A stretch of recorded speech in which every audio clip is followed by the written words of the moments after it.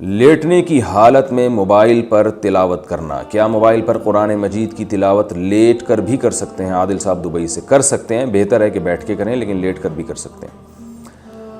हज के लिए डिपॉजिट शुदा पैसों पर ज़कात का हुक्म। हज के लिए दरख्वास्त दी हुई है और नाम भी आ गया और डिपॉजिट शुदा पैसों पर ज़कात का क्या हुक्म होगा? नईम खटक मर्दान से।